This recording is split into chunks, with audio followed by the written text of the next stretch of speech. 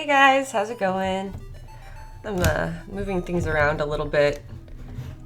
So I have my stuff positioned a little bit differently. I went through and kind of cleaned up my room somewhat. I've got like a new, I'll show you, new table surface, which just makes my table a little bit wider and a little bit taller and easier to work on and closer to me. So feeling pretty good about gradual shop upgrades. How is everybody?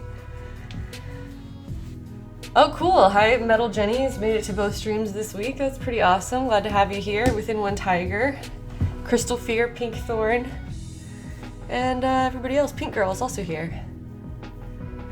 Awesome. Well, this is the exact same setup that I had last week. This is what I did I did all of this so far on last Wednesday's stream. So I'm just starting from exactly the same spot. I got my heat gun up here this time, and so I'm going to start out, actually I'm going to change a setting on here real quick, and then I will begin doing things. Let's see.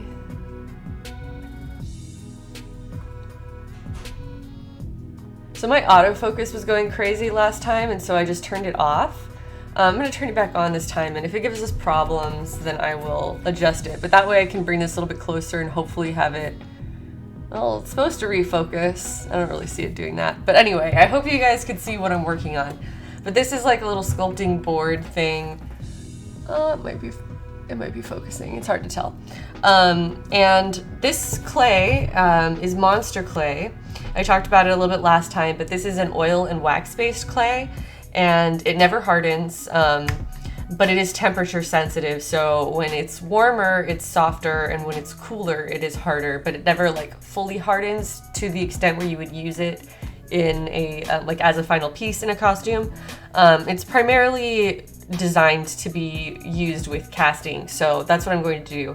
I'm sculpting this to create my shapes so that I can work with it with my hands really easily. And when I'm done sculpting it, I'm going to create a mold and create a cast. So the final piece will basically be like a solid piece of plastic. And that'll make it lighter weight and also just more comfortable and easier to deal with. Compared to sculpting with clay, usually the items are a little bit heavier and a little bit more fragile, depending on what kind of clay you use. So that's just a brief recap on what we're doing. The first thing I'm gonna do is use my heat gun to just kind of melt it a little bit. I've sculpted it in such a way that it looks like these pieces are all overlapping, but really it's kind of solid. Like I don't want there to be gaps underneath because that will cause problems during the molding process. And so one of the things I'm hoping to accomplish by just lightly melting it is for the clay to kind of like run down a little bit more and to fill in some of the gaps on the underside, I'm hoping. And then I'll add a little bit more clay here and there today as we need to build it up a little bit more, refine the shapes, and just hopefully make it look a little bit better. So that's what we're up to. Hey Primel Rose, thank you so much for the nice comment about my sculpting. Oh, Within One Tiger finished faux eggs for the chickens. Oh, is that to help them?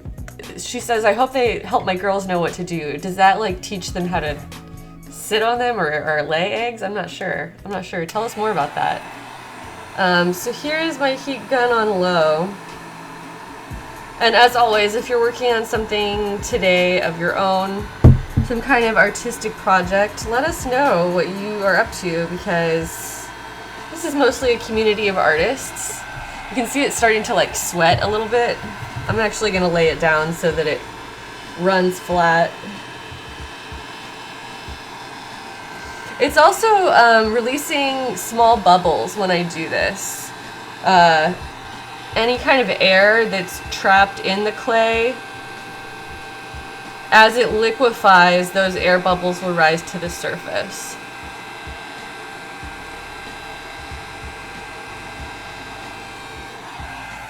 Okay, now it's starting to look really liquidy and melty. I'm gonna just try to hit a few other areas. See, doing too much and it just starts to run together. I don't know how well you can see that, but it's very soupy. But this is fine. I've still got quite a bit of ways to go until I'm like happy with all of the little shapes here. So I'm not too worried about losing some of the definition that we've got in there right now. This is kind of the best time to be melting things because as I keep working on this sculpt, I'll get more and more disappointed with seeing it melt away. So this is, we're still really early on in the sculpting process, and so that's why I'm just like straight up melting this right now.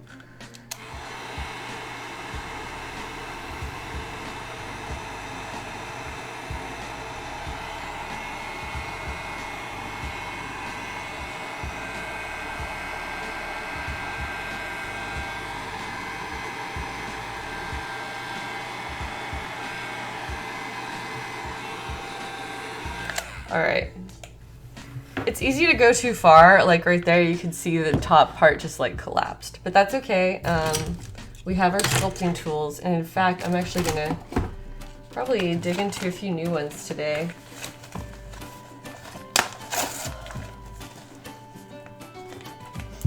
All right, let me check back in with what's going on here.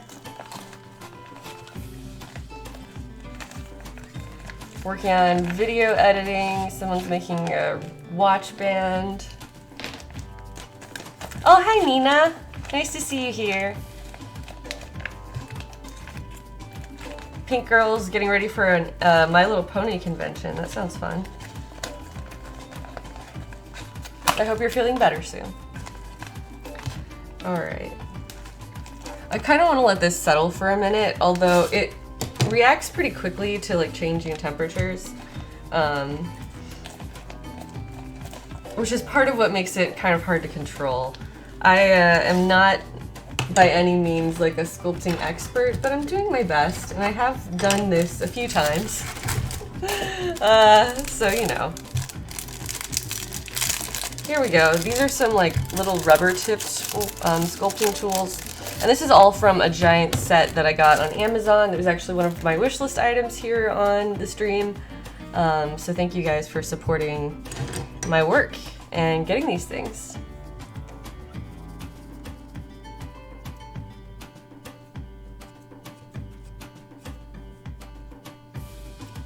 All right, so I'm just gonna kind of go in on it. Oh, I need to get a, well, I guess I've got a reference image kind of up here, but I'm going to pull one up. It's a little bit bigger on my computer screen, and then just start going at it.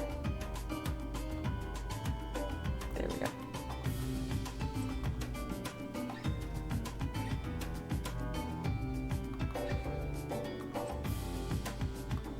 Cool.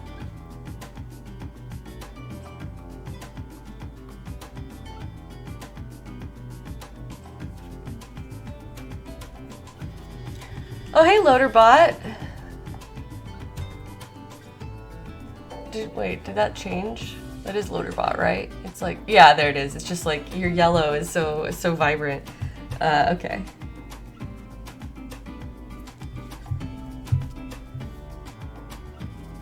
So this stuff is much easier to work with than it was last time because it's all melty now. I'm actually going to start with a different tool. Yeah.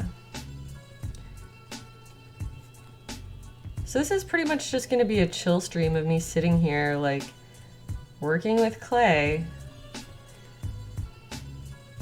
Let's see, I could tell some cool stories though, probably. Well, cool being subjective here, but SakuraCon went super well. That was last weekend, wasn't it? That was, yeah, time passes so quickly. It feels like it's been longer than that already. But SakuraCon is where I was this time last week and had a really, really good time. That was my first, like, anime convention in the Pacific Northwest. And I guess it's one of only a few of the bigger ones. Or rather, there are not a lot of bigger ones, and so that one is kind of like the main one that people go to for anime stuff. But I had a really good time.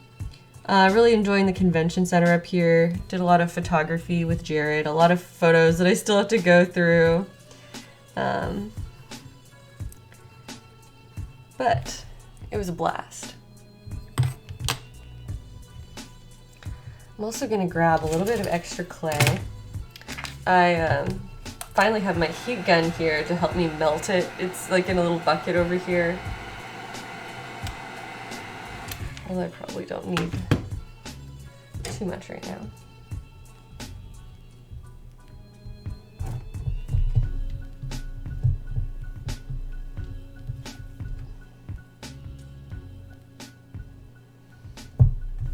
Yeah, today, or this weekend, is also a pretty big conventions weekend. I forget what all. C2E2 is going on, and PAX East, I think. Yeah.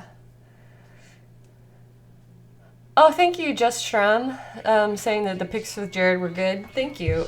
Yeah, he's really developed pretty quickly as a photographer. It's only been like this year, in 2018, that we have really put a lot of effort into photography, but already I can see like a huge difference in the results. My fashion boy says Within One Tiger. That's right, Jared is my fashion boy. So I didn't really have, because we went to the Cherry Blossom Festival a few weeks ago. I posted pictures of that too. Well, it wasn't really a festival, it was just the cherry blossoms were there and people get festive by showing up to visit them. But anyway, we went and did that, and I didn't really have a costume that was really easy to get into and like appropriate for that setting. Like in the photos that we took, it probably looks like it was, you know, nice and calm and quiet, but it was actually just huge crowds, like convention-sized crowds, in the quad of University of Washington, where there was just like tons and tons of people there.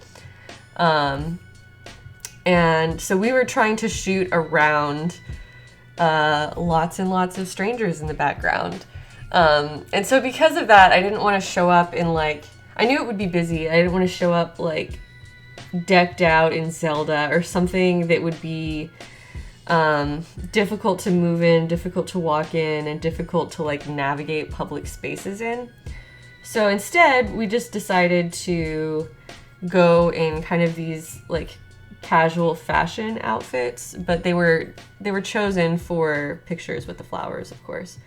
So that's why I wore that pink shirt dress thing that I have. It's something else that I made last year. It was just an original design. I was messing around with like upcycling some clothing, so that was made out of several other garments. But yeah, had a really good time and got some really beautiful photos out of it, and I think those are some of the best photos that we've taken together, in spite of how frustrating the environment was, because it was just so full of people. But you can't tell in the photos, which is ideal. So that's the story behind all of that. It was a really good weekend. Oh, thank you, Blixhand, for their belated birthday wishes. That's right. Last weekend on Sunday was my birthday.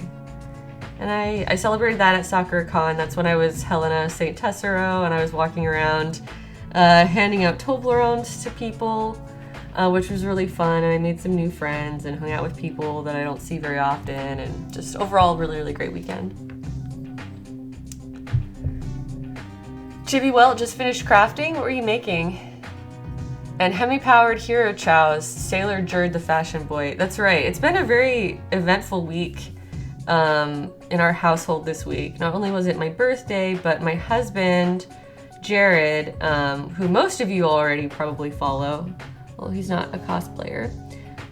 He just reached 1 million subscribers on his YouTube channel, which has been a milestone, a long time coming, and I'm super, super proud of him for passing that. But that happened on Wednesday, so it's kind of been like non-stop action. Yeah, that was right before my last stream. That's right, because I came upstairs and started streaming at my normal scheduled time, like almost immediately after that happened, and he crossed the threshold. But I'm super proud of him, and if he and his own like channel and his success is honestly what allows me to do that, do this, as I said last time. But yeah, it's been a good time around here lately.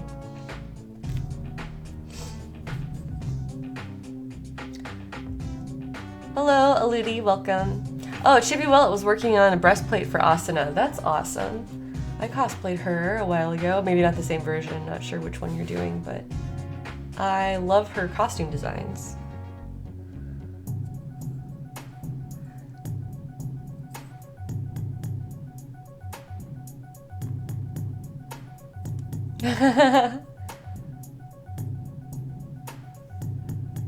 Oh, Mori K, yeah. So I'm very influenced by Mori fashion. That was Primal Rose talking about the pink Sakura Blossom outfit that I put together. I'm definitely very interested and influenced by Mori fashion, but I don't feel like what I'm doing is like true Mori because it doesn't have, I don't think that the like typical silhouettes of like the baggy kind of like shapeless, or not shapeless, but like kind of the long like drop waist and baggy shapes of Mori clothing don't really flatter my figure, and so I don't have things that are like really truly true Mori, but I really enjoy the style and the colors and the textures, and so I wanted to carry that into my creation, but still creating something that felt more personalized to me and my aesthetic instead of just like following the rules of a more specific subset of fashion. But I definitely take a lot of inspiration from that.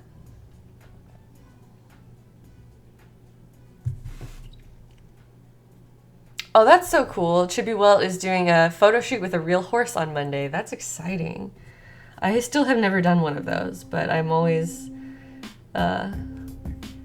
impressed when I see people get good results from that, because I'm like, it's got to be so difficult to incorporate an animal that you're interacting with that, you know, has their own personality and may or may not be accustomed to doing stuff for camera and all that.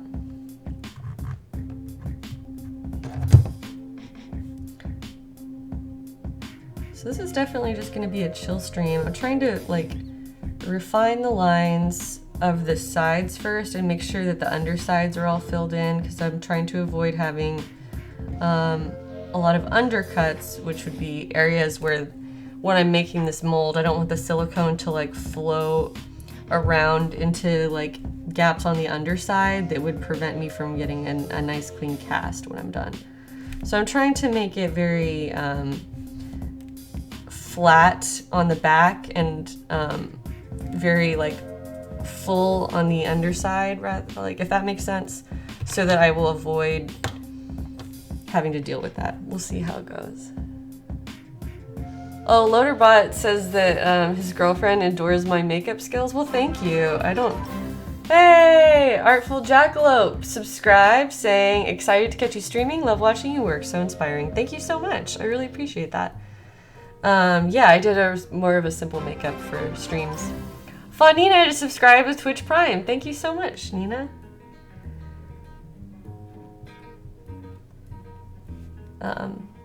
Well, thank you. Tell your girlfriend thank you, or rather, I'll tell her thank you, LotRBot's girlfriend, whatever your name is.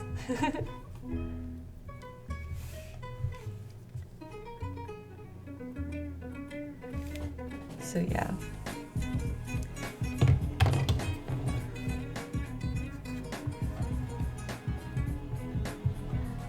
I've done sculpting for various cosplay projects over the years, but I'm not very fast or like highly skilled, so you know, I'm doing my best. Thank you guys for coming and watching. But this might just be kind of a slow stream of me like gradually smoothing out tiny details on this. Oh, LotRBot saying going through the Instagram pics. Well, thank you guys so much.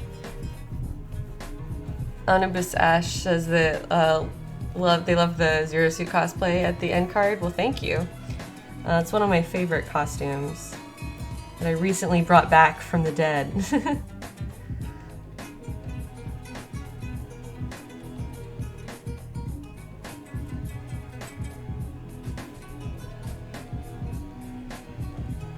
That was a really fun project. Yeah, I'm trying to decide. Well, this one, this Arwen costume I'm working on, most likely bring this one to Fanime and Acon because those are like kind of the next events that I'm going to be going to. But I'm trying to decide if I can think of like a really fun summertime costume because normally I only make like 1 or 2 really big projects in a year, and for 2 years in a row I've made a Zelda costume, the first one being the Twilight Princess costume and then the Winter Zelda costume. But I was kind of shooting myself in the foot when it occurred to me after the fact. Winter Zelda was designed to be worn in the cold at a time when I needed that costume to be worn in the cold. But then it also occurred to me like I won't be able to wear this hardly as much as I did my other Zelda costume because I can only wear it in cold weather. So I'm trying to decide if I should make like some sort of big summer project that is designed to be worn at more of the like warm weather conventions that I go to. Back when I lived in Texas and then later Southern California, the vast majority of my conventions were like really hot climates, and now that I live in Washington,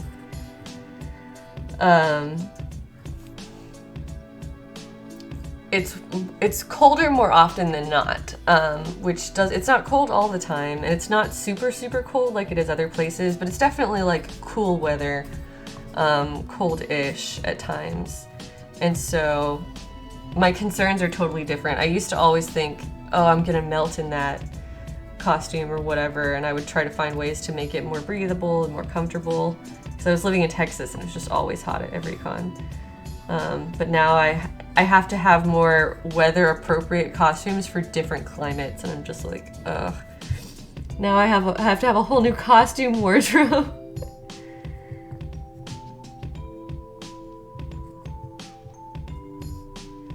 So it's interesting how moving like that can change your priorities as a cosplayer.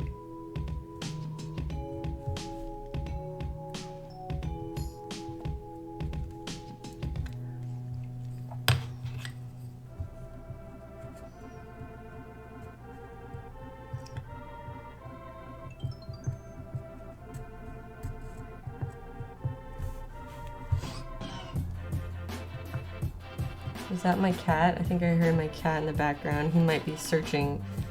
Yeah, that's definitely him. He goes on these journeys where he runs through the house meowing even though he knows exactly where we are and has perfect hearing.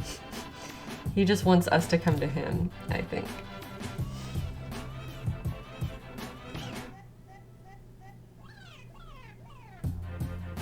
Nice. Brown Coat Captain just said they mystery subbed to me on YouTube and they don't know how they found me, but I'm glad that you found me. I'm glad that you're here. Do I miss Texas? Not really. Like, I'm much happier living here. I'll say that. I do miss the people in Texas, and I had a fine time while I was living there. Yes, hello. Yes, hi. Welcome to the stream. Come here.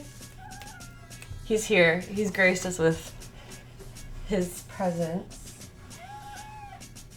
Come here. Wait, no. You have to actually come over here, though.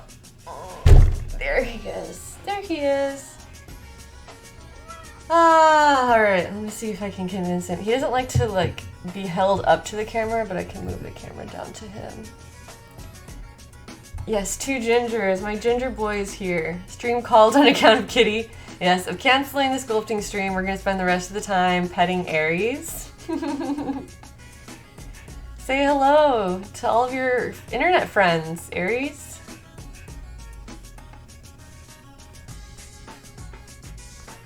Fat though. Oh, Jared's here. Hello, Jared.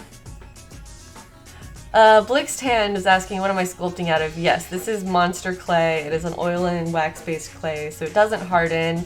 It's just designed to be used with casting primarily. So I'm gonna sculpt it and then cast it. He is a little lion.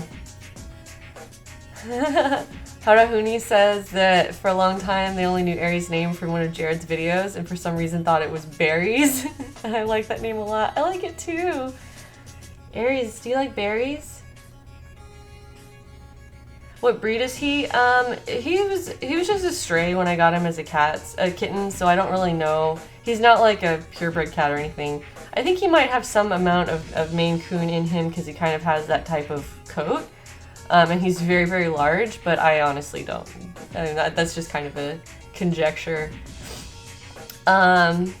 Yes, he's very, very large. What do I cast with? Artful Jackalope is asking. I'm going to use some smooth cast or smooth on products.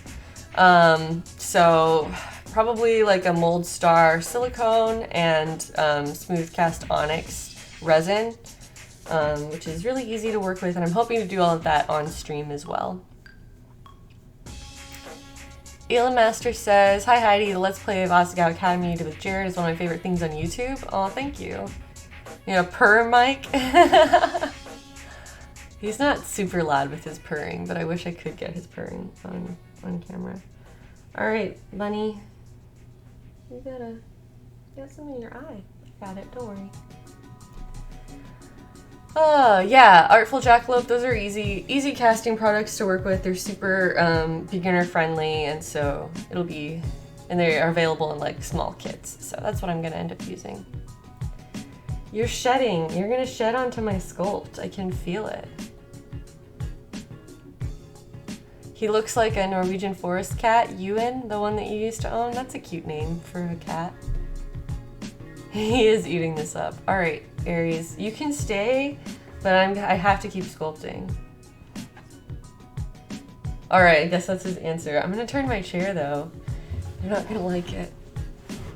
All right, I'm gonna keep this face cam is gonna be Aries cam for the time being. Oh, nope, that was too much for him. He was like, no, I didn't sign up for this.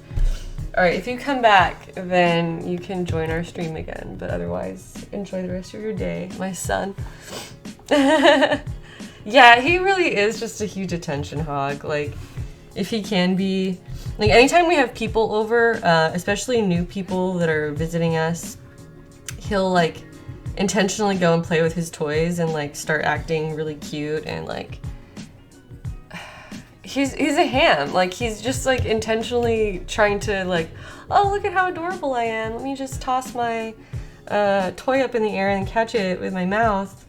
And he's like showing off. And it's really funny to me because he doesn't, I mean, he does that in his own time too, but it's very deliberate when he does it in front of someone new, because it's just like, you're just a little charmer. You're trying to make a new friend and impress them. Oh, and there is cat hair on this. That's my fault. All my costumes are covered in cat hair, let's be real.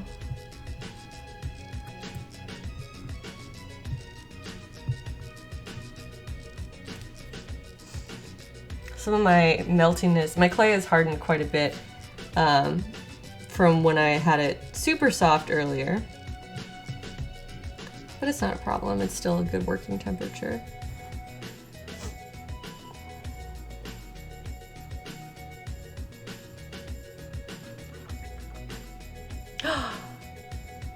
Okay, Within One Tiger said that they bought a small farm recently, and no joke, a week after we moved in, an orange kitten bounded across the field and adopted us. He's so happy, and so are we. We named him Cole. That's really cute. So that must be where your chickens are at. You're making faux eggs to help them learn. That's pretty cool.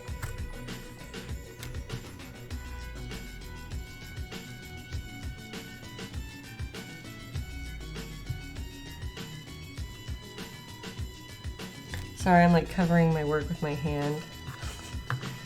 Just trying to get into these nooks and crannies. Although I can easily rotate this, which is why I like to sculpt on these things. This is just like a little chunk of fiber board. But it makes a good smooth surface. So anytime I'm making something or sculpting something that I intend to cast, it's a good choice because it's rigid and it's easy to move, and that way I can pick this up and it's not just like occupying all of my workspace. Oh, Fonina's heading out. It will pop in. Okay. Thank you so much, Nina. Thanks for dropping by, and I will see you later, I hope. Everyone's talking about their cats. I love it. Let's just turn this into a cat stream. Forget cosplay. I've been making costumes long enough. I'm tired. Let's have cats. Cat hangout stream. I'll bring Aries back and then everyone can just talk about their cats and we'll just hang out together.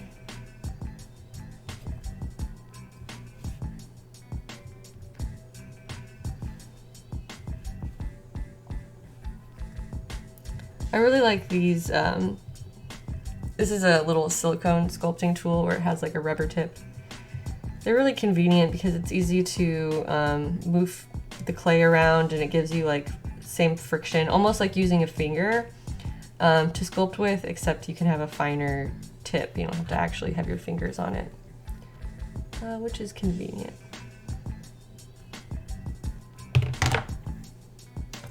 Where is my, oh, this guy.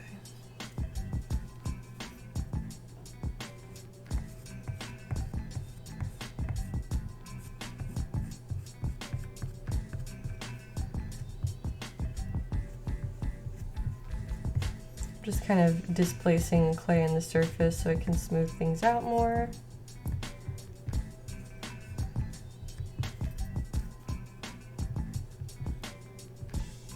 I know it seems counterintuitive, but when you make these kind of like scrapes into the surface, it's then easier to smooth afterward because you are like creating gaps that can be filled, and so like the extra falls down into those gaps rather than just getting pushed across the surface. I don't know if that makes sense, but I try to explain things. Anna's leaving. Nice to see you. Thanks for stopping by.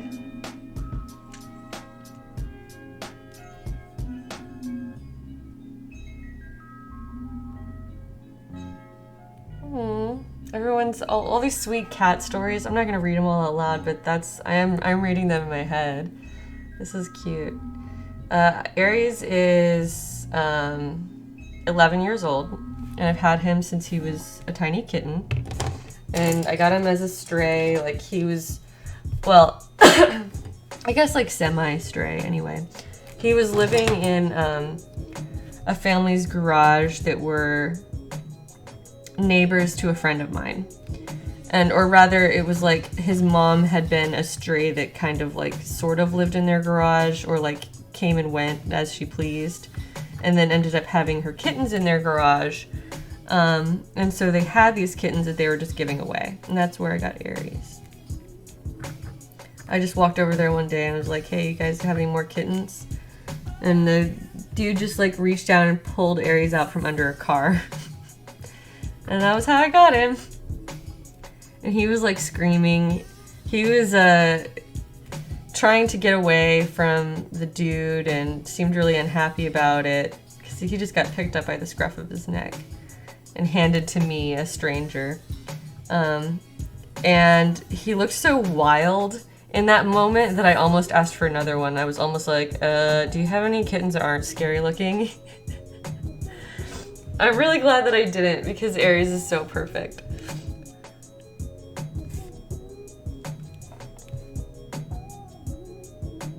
But yeah, he looked like, I was legitimately intimidated by him because he looked like he was gonna bite me or something. He didn't. He was never violent. He's just always been very scared.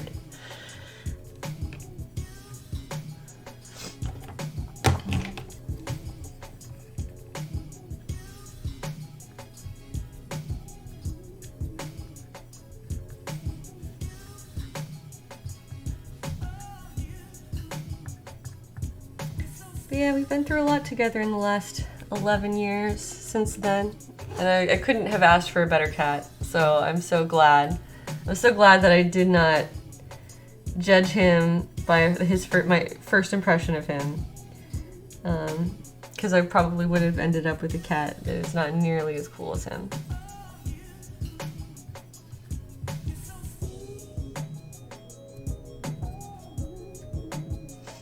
Where are my tiny sculpting hoops?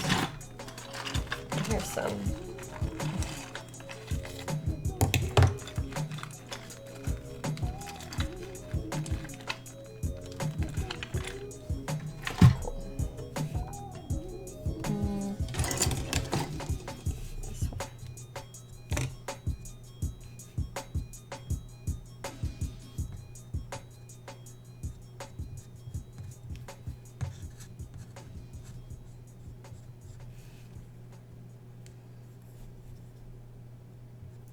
Yeah, taking time to do like detail refining on a sculpt like this always is very tedious for me. Maybe I'm just like too much of a perfectionist, but I also like am not very fast, so forgive me if I'm just like zoned into this sculpting work during our stream today, but let me see what other stories I can tell.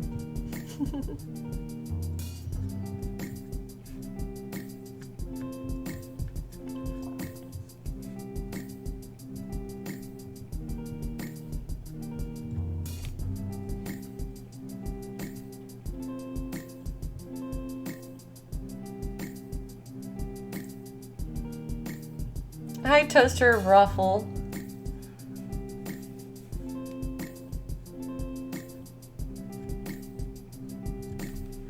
I think it's raining again. I can hear it outside. Which, you know, it's Washington, so that's like most days. At least during this season.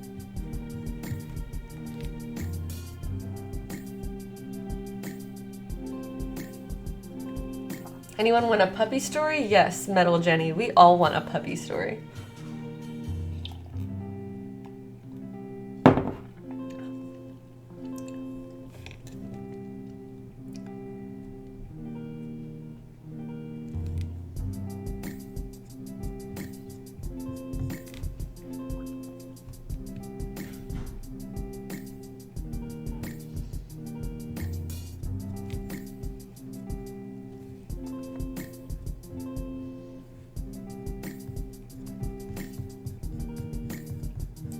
I love this music station too. This is Radio Cutman on YouTube.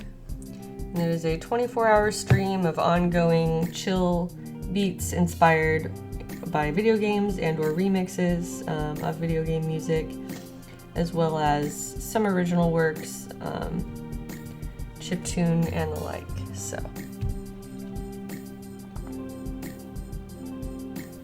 you think, oh, Anubis Ash says I should cosplay Kisala from Rogue Galaxy. I did play that game. I know who you're talking about, and I think I considered cosplaying her once upon a time. But I don't know that Rogue Galaxy is super relevant anymore, which doesn't mean that I wouldn't cosplay from it, but I don't know that I personally care about the game enough to do it so many years after its release. Go get a haircut. Okay. Aries has already graced us with his presence once this stream. He just followed Jared in here again. Alright, bye Jared. See you later. He's off to get a haircut.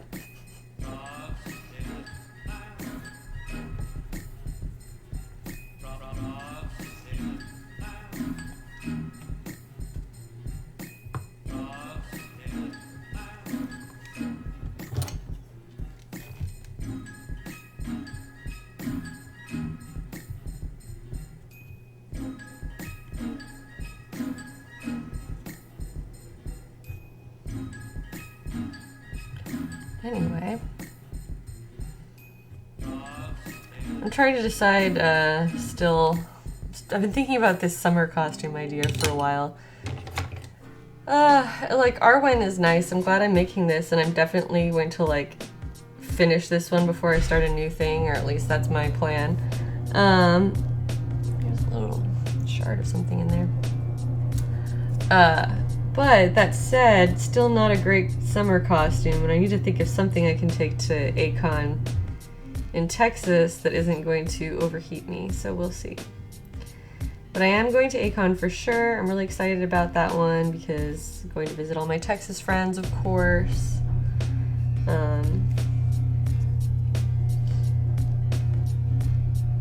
Yeah, those are my main cons for the summer. I don't have tons and tons of conventions lined up. It's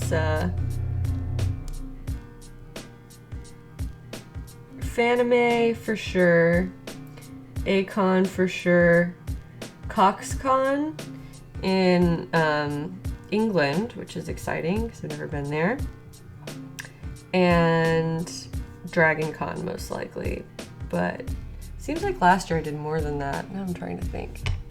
Okay.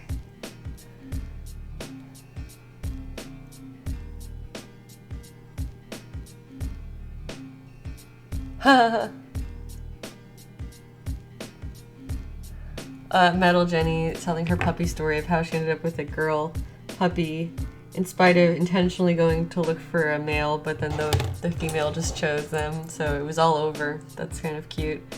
Yeah, sometimes animals like just take a liking to you and you just like feel a connection or whatever.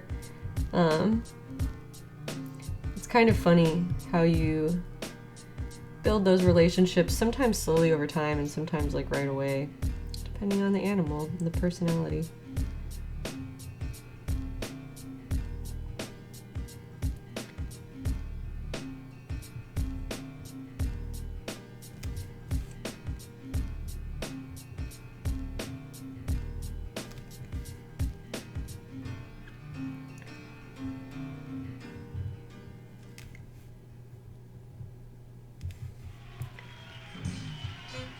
Yeah, I hope you guys like watching me push clay around.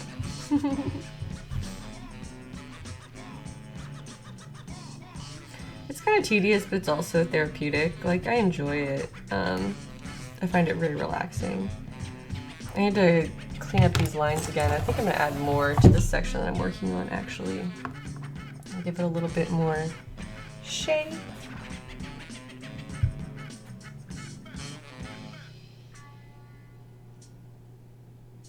Oh, Pinkthorn is not gonna go to CoxCon. That's a bummer. Yeah, that makes sense. It's more of a YouTube con. I don't think it's as heavy on the cosplay, but Jared and I are going together, so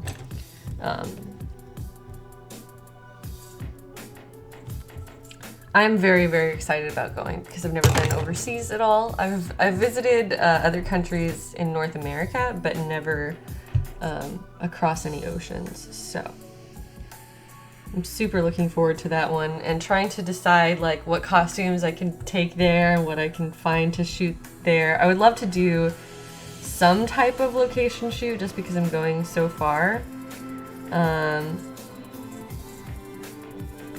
But I don't have anything planned out yet. We'll see.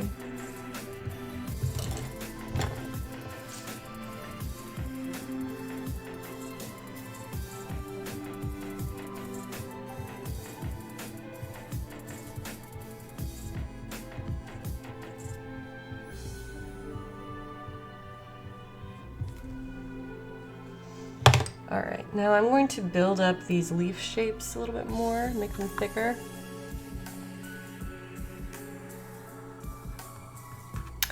Oh. Anubis Ash is playing Rogue Galaxy on PS4. I didn't know they had re-released it, or maybe it's just downloadable, I guess. I don't know. Let me know what you're playing it as, or like, is that just like the download version? I have the actual PS2 game still in my collection, but if there's trophies. I don't play nearly as many video games as I used to when I first got into cosplay, probably because cosplay took up my life instead of... I used to spend all my time gaming, and now I spend all my time making costumes. They were originally based on those games, and now it's just about the costumes.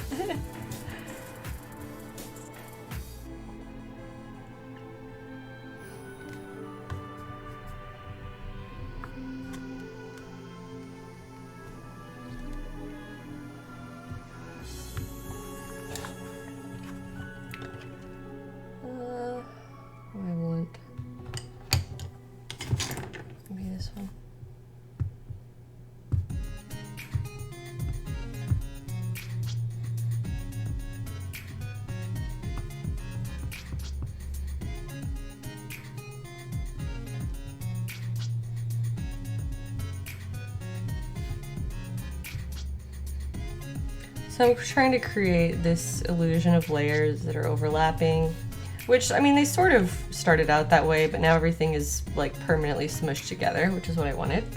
But I want to be able to, like, when you see it in person, I want it to still look like layers that are interwoven, and so I'm trying to build up the thickness to really create that look, even though it's all a solid piece and everything is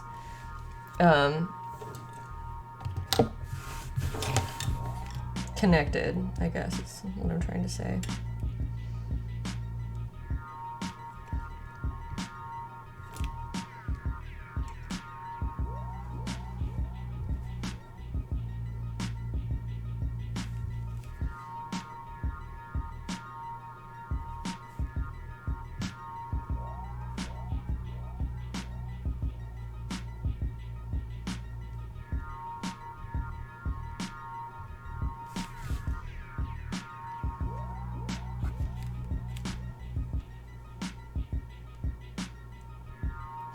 What kind of clay am I using? This is monster clay. It is oil and wax based, and it is not the final product. It's only designed to be used with casting. So this will be sculpted, and then it will be molded, and then it will be cast in resin. And that will make the final piece nice and lightweight and still pretty solid and sturdy.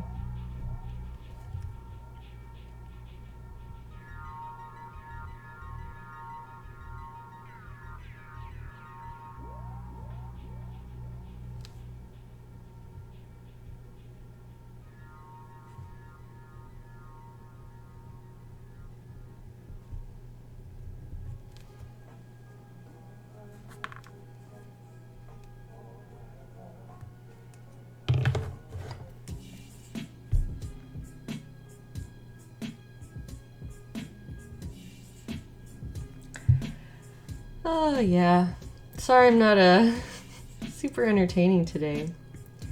But I like just chilling and sculpting with you guys too.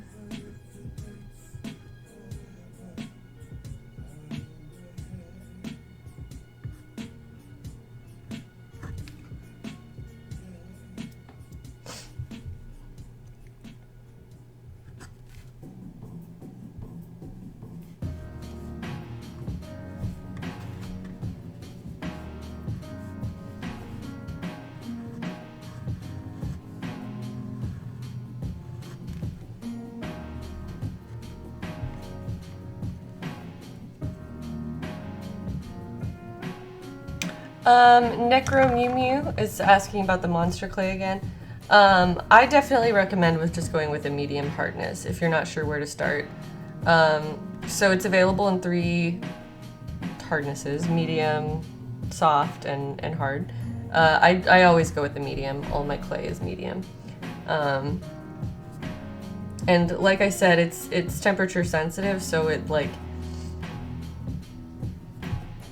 that's just sort of like a range of how soft it is, because as you apply heat or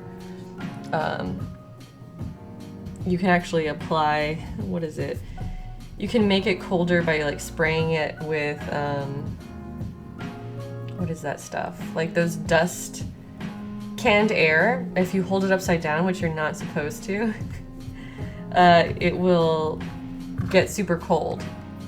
And you can use that to like freeze the surface of the monster clay to make it colder, and then to like harden certain sections as you're working if that's what you need. I don't do that a whole lot, but it's a possible technique. Anyway, so what I'm saying is that you can get the medium clay and then you still are working with it within that range of temperatures. And so it will be harder or softer depending on, you know, the temperature. So unless you know for sure that you only want it to be softer or you only want it to be harder, I don't think there's a need to buy those other clays, at least for when you're starting out. The medium softness is a really good working consistency.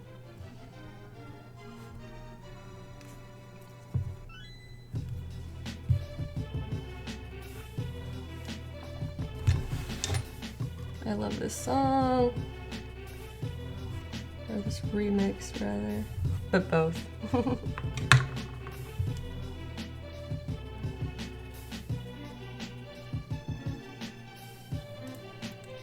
The Atlantean Angel, I'm putting you to sleep. Yeah, I get that a lot. You know, I'm glad you guys enjoy the stream and that you find it relaxing, but sorry for actually putting some of you to sleep. Unless that's what you want, in which case, you're welcome.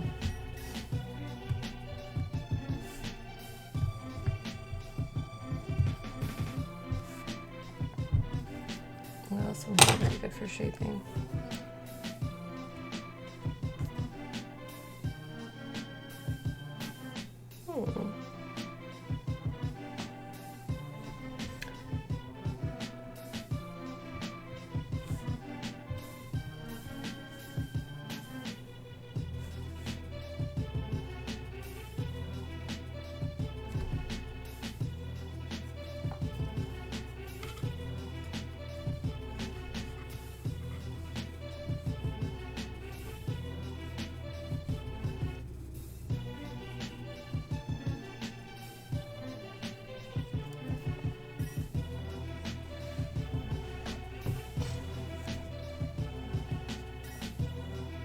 Everyone's, oh hi Laneru.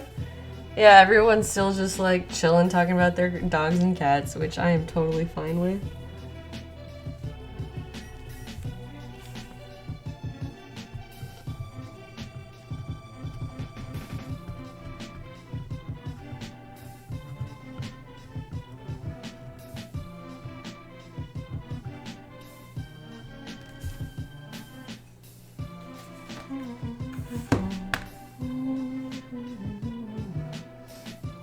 Oh, Jared's tweeting me and stuff. He's always so supportive. I don't ask him to do that stuff. He just goes and does it because he wants me to get followers. That's so nice of him. I didn't even see that until just now, checking my Twitter. But that answers my question, which is how long have I been streaming? I guess I started a little bit late today. I had kind of a slow morning. / afternoon. Okay, so yeah, it has been like about an hour-ish by now. Well, good. I'm so slow at this, I think it's unlikely that I will do literally all of it on stream, just because that might get kind of boring. If it's not already putting everyone to sleep. So, most likely I will sculpt for like another hour or two today. Well, depending on what I'm feeling. We'll wait for Jared to get back from getting his hair cut and show him off, maybe. But I'm gonna try to have this ready for casting by Wednesday so we can keep moving along. I don't like doing too many streams, like showing the same part. Hey, Link Fan! Welcome, Link Fan. Thanks for resubscribing for 10 months. Oh, talking about working with animals, that sounds like fun. Anyway, so I hope that by Wednesday I will be able to show the casting process on this piece, or the mold making at least, which we might be able to do both, but I would have to have something in between. So the way it works is that the silicone is going to take a little while to set up. Like I can... Yeah, you know what? I probably will do mold making only on Wednesday, and then casting would be next Saturday. Although there's hardly anything to show with how quickly this piece is gonna go. But we'll make it happen.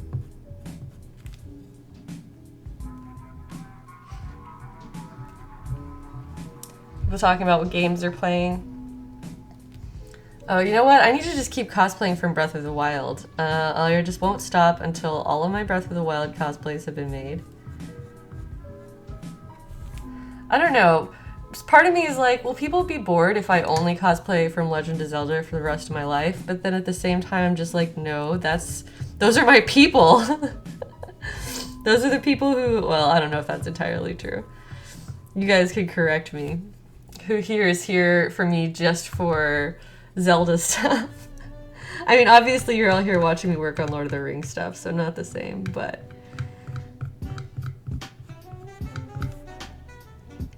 I like this song a lot. This is good jams.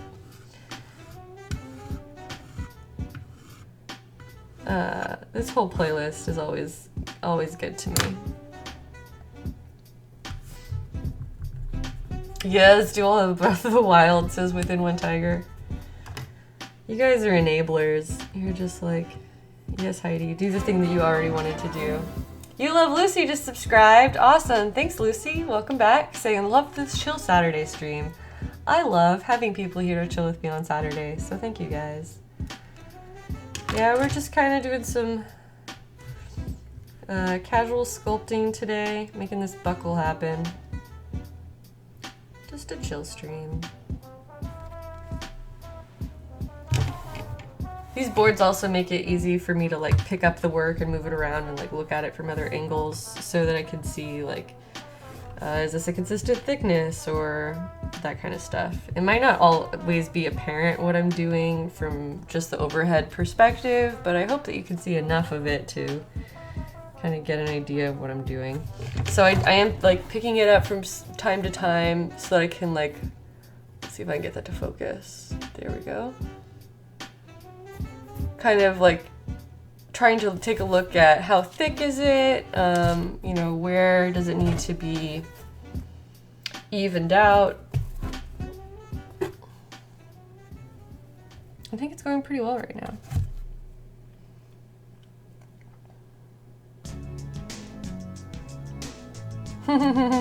Atlantean Angel says, I started out following you for Zelda stuff, but now it's everything pretty much, and of course our great Lord Ares. I feel like Ares does me a lot of favors. People ask me sometimes like, oh, are you ever going to create an Instagram just for Ares or like a YouTube channel just for him? And I'm like, no, he would have more followers than me and I would get jealous. I'm trying to get those likes. So I post them on my account. Which is like halfway true. I don't have the energy to keep up additional social media accounts just for my cat. But yeah, I know that people love him, so, you know, gotta work him in there where I can, just shamelessly.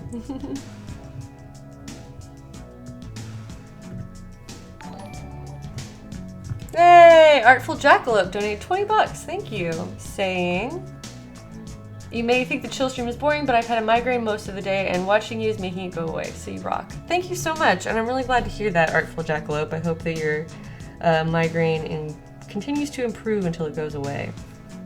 And thank you so much for the support. Yeah. Good times here.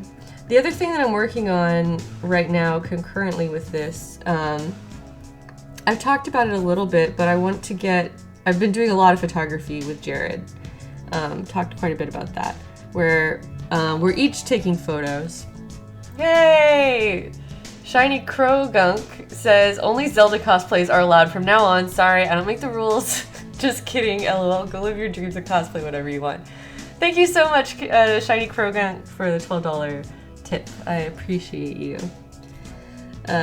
Yes, I will go forth and cosplay all the Zelda though, because you know that's what I was already gonna do. I mean, this one obviously is not Zelda, but it's still, I don't know, not the same aesthetic, but I feel like there's a lot of overlap between people who love Lord of the Rings and people who love most other nerdy franchises. I think Lord of the Rings is just like a fantasy staple at this point. Necro Mew Mew is just here for the crafting. That is okay too. I am always down for more company, especially people who want to chat with me. Keeps me entertained while I'm doing things that would otherwise put me to sleep. Not really, but you know, it would be less eventful if I were just sitting here alone.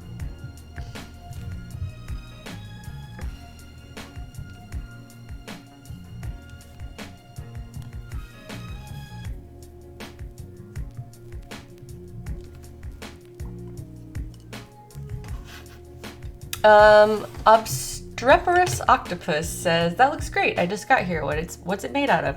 I'm working with Monster Clay, which is a soft oil and wax-based clay that you can manipulate by making it warmer or cooler, and it will get softer or harder. So this is not going to be the finished piece of the costume. It is going to be cast. So when I'm done sculpting, I'll make a mold, and then from that, I'll pull a resin copy of what I'm making right now.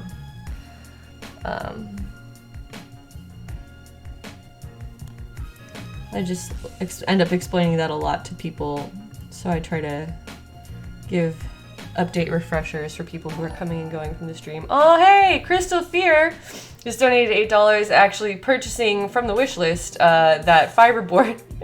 It's exactly what I'm working on right here. Thank you so much. Crystal Fear says, all the sculpting. Love your streams, your personality, and the adorable floof Aries helps too. Thank you so much, Crystal. I really appreciate that. Oh, you love Lucy is complimenting the cherry blossom outfit. Thank you very much. I didn't do a post on that tunic or anything like that. She's asking about if I talked much about it. It's made out of like several other shirts. So like the main pink part was all one shirt. It was like a, I'm trying to pick cat hair out of my sculpt. Let's see, like I started out with a tank top, and then the part that's draped around my shoulders and kind of the neckline was a scarf. It was just like, not like a winter scarf, but like just a light airy scarf. And I'm pretty sure I got that at like the dollar store. I had it for so many years. I just really love the color of it. And then the lace along the bottom of that shirt was made out of two other dresses, or taken from two other dresses that just happened to be similar colors and textures that really complemented each other, I thought. So that's what went into that. It was like a quick project that I did last year. Honestly, I just wanted something to make one day that would help kind of refresh me creatively. Because sometimes, and last year I was in more of a creative rut. This year I'm doing really well and feeling good. But last year, around the time that I made it, I was just like feeling kind of worn down and like getting a little bit burnt out on cosplay. And so I made that just one day out of old clothes that I had sitting around that were like kind of for that purpose. Like I'll give away things like when I'm done with them, I'll donate clothing, but a lot of the time I just hold on to it. I'm like, well, I like this fabric, so I'll turn it into another shirt. I'm gonna pull up a link to what I'm talking about actually, because people are asking and I know that I'm talking about something that I'm not showing. So let me pull up my Twitter.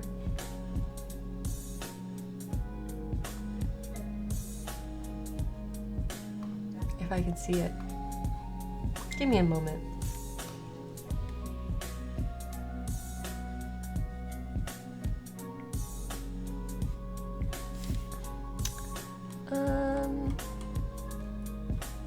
Here we go. I'm gonna drop this link into the chat.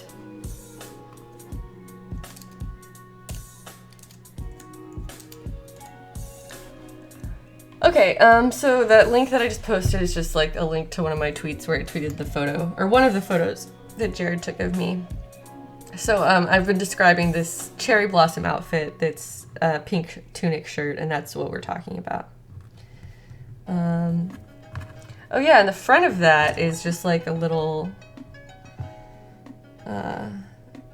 it's like a clip that's designed to hold dresses together that are too large. I don't know how else to explain it. I've had that since I was a little girl. I feel like they were accessories that were more popular in the 90s, or maybe even the 80s, I don't know. I was a kid in the 90s though. And it's like, it cinches your dress. And I think the reason why we had one is that I had a sister, or I have a sister, she's still alive, who is only like a year and a half older than me.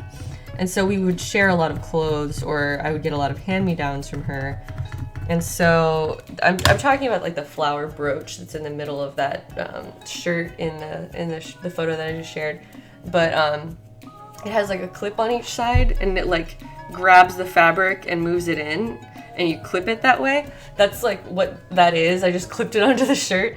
And I'm pretty sure, I know that I've had that since I was a kid in the 90s, and I think the reason why is because I was wearing my sister's dresses that were still slightly too big for me, and so we had those types of accessories to just like cinch it in a little bit and make it fashion. We were not fashionable children, but I've always held on to that because I just thought it was really pretty, and now I finally had something to do with it. But yeah, I was definitely an adult before I figured out how to match clothing, how to style my hair, how to do makeup, all of that. I was not a fashionable young person.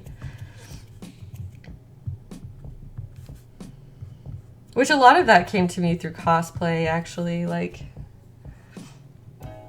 I think people sometimes look at cosplayers who've been doing it for a while and they look like they have all their shit together, like, oh, she is photogenic and knows how to do makeup and all of this. And I think that's something now, I don't know about now, because we all, well, the youth of today has grown up with YouTube tutorials at their disposal. But I know a lot of, when I was younger, a lot of like, quote, nerdy girls or people felt like they just didn't know how to style themselves or do makeup. I was definitely one of those for most of my life. And then through cosplay, learned how to be photogenic. I know that sounds weird, but it really is a matter of, you know, projecting confidence and smiling in a way that's flattering and holding yourself in a way that's flattering. And like, those things are learned just as much as learning how to craft something. At least for me, they were. So I just really kind of want to bring that up to say, if you're awkward and nerdy and you don't feel like you know how to be attractive or charismatic or something, like, you can learn that. Not that I'm calling myself those things exactly, but any amount of attractiveness or charisma that I have was learned because it does not come naturally to me. So there you go. Hopefully that can encourage someone out there.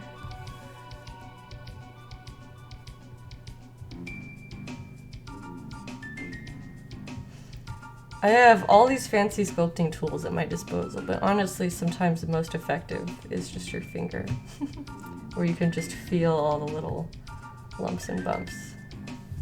And they're disappearing as I fill them in. But I also have fingernails that kind of get in the way sometimes.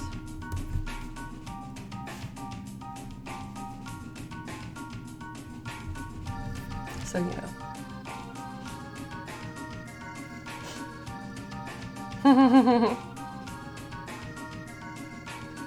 Everyone's talking about faking confidence. If you're awkward and nerdy, clap your hands. Yeah, been there for sure. I was not put together or popular in my youth, but I don't know, man. Life is full of infinite possibilities. You're never just one thing. Everybody grows and changes over time. Like, if you had told younger me that I was gonna get really into fashion, I would have just, like, laughed at you, because I've never been, like,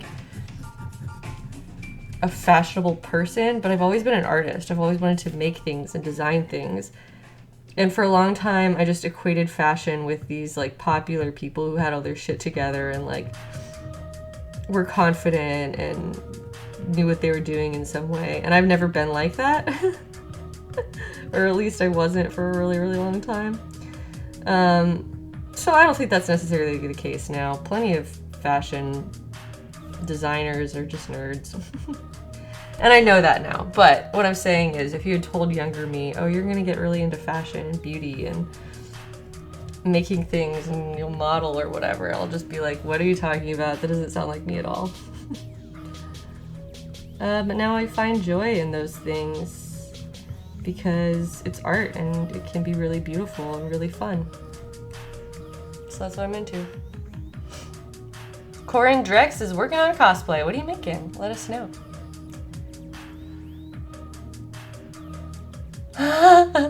Stray Threads said, I had a breakfast date yesterday, slipped and fell on my way back to my car, but she never saw it. Felt like a champ. Congratulations, Stray Threads. That's how you do it. Even if you fall on your ass, if your date didn't see, then it doesn't count. You made it. Amazing. Also, breakfast date sounds really romantic. I think most people do dates in the evening.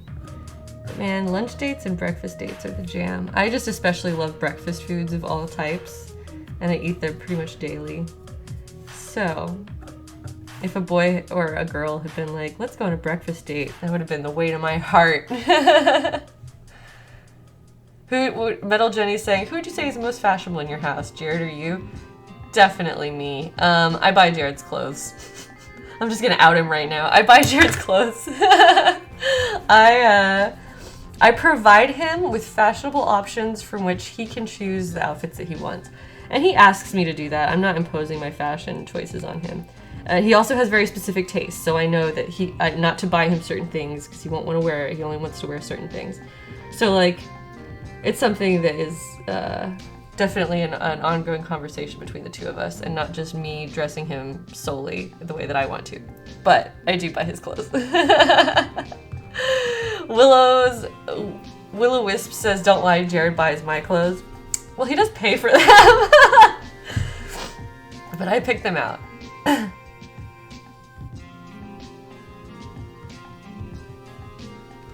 But yeah, you know, Jared enjoys being fashionable for sure, but I feel like maybe he just doesn't have confidence in buying his own pieces. So he's like, can you find me good fashions? And I just do it. And I always clear everything with him unless I find it like out on the town. I go to thrift stores a lot. I just prefer them because you can always find a huge variety of things in a thrift store compared to you know, your standard fare at a mall or something. You only get to choose between like what types of styles are trendy at the moment. But in thrift stores you can find all kinds of things that have been like that represent styles throughout the eras.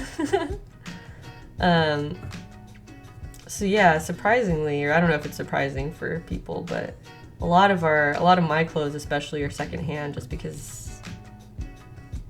I don't know, that's because I always buy things that I think are cool no matter where they came from. But yeah, I would say that almost all of my wardrobe is secondhand. It's rare for me to buy new things, and when I do, it's usually just like a couple of things as opposed to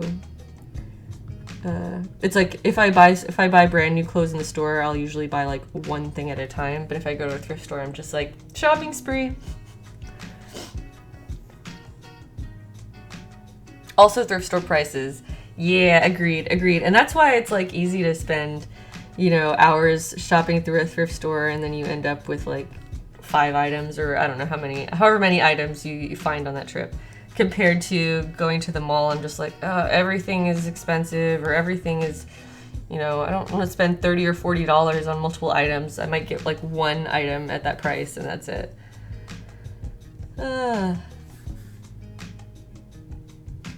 But then when you're in a thrift store and you're like, oh, everything here is $5, then I'll fill up my basket. I also really like going to thrift stores for random like household items, because again, you're just like, it's like treasure hunting a little bit anyway, of going and looking for things that have been discarded by previous owners. I don't know how much difference you guys can tell, but I have made quite a bit of improvements. I'm gonna just warm it slightly. I'm keeping the heat gun on low, and I'm trying to not let it get really melty this time, but I just want to warm it. That's probably good.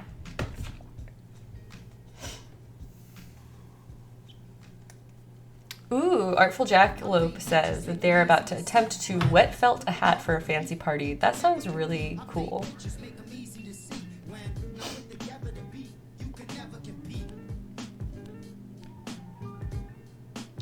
Toasty Noodles is asking, what's your favorite way videographers and photographers interact with you? Me. Or you guys to the chat. Looking for advice since I'm starting a new media job and there's going to be a lot of cosplayers and interviews. Oh, that sounds cool. Well, I will say that people tend to ask the same questions over and over again, which is like, how did you get into cosplay? And it's not that, I mean, I'll answer whatever questions people ask, but I feel like the answers get kind of repetitive and boring. So I would say one thing that I'm always excited to talk about, especially during some kind of video interview, is when people ask me about how I made specific pieces of whatever costume I'm wearing, because I'm excited about art and I like to talk about what I made. And so it's also just really nice to be like, to have the work honored and not just be like, oh, you're a pretty girl in a costume or whatever. And I think that a lot of people like overwork or overlook how much work cosplayers often put into their outfits, you know, depending on the person, depending on the outfit. But I really like to be asked about, oh, how did you make that? Because I have a lot to say about that.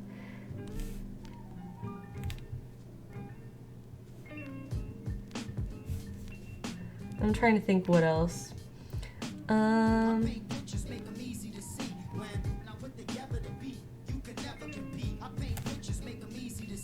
This is a good jam. I don't know, any other cosplayers in the house have answers for, what was that, toasty noodles?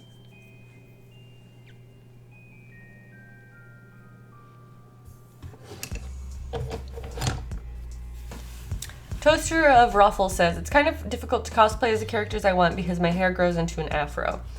I have seen, it's kind of becoming more popular now for people to just use their natural looks to put their own spin on the characters. Like there was that Totally Spies group that just got really popular from WonderCon a few weeks ago.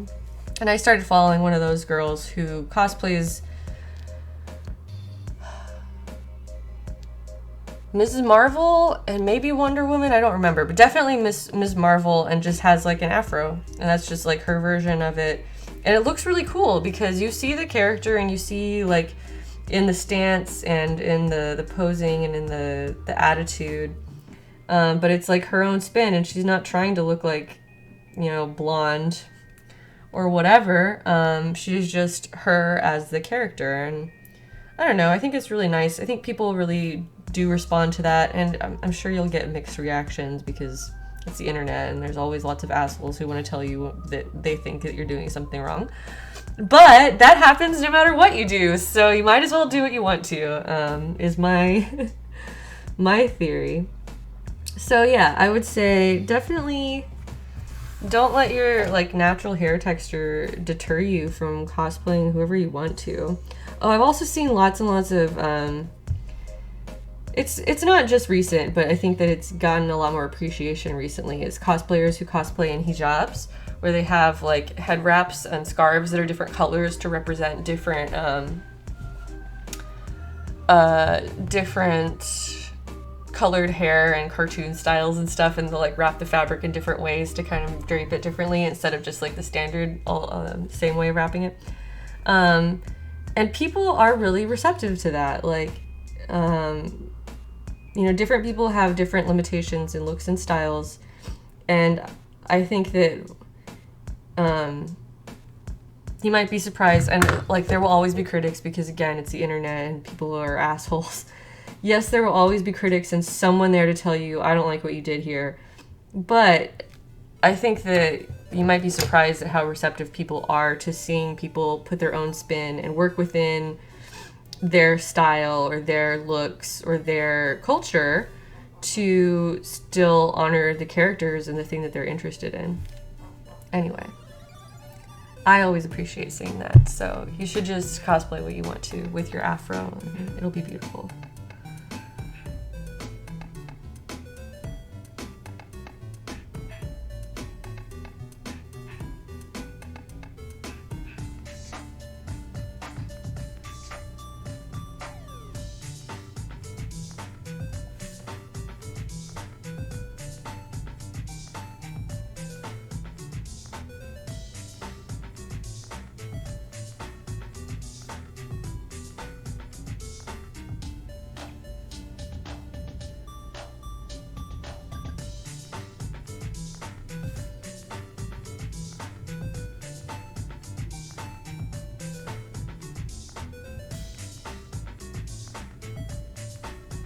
Another thing that I'm going to eventually do to smooth this out is use a little bit of mineral spirits.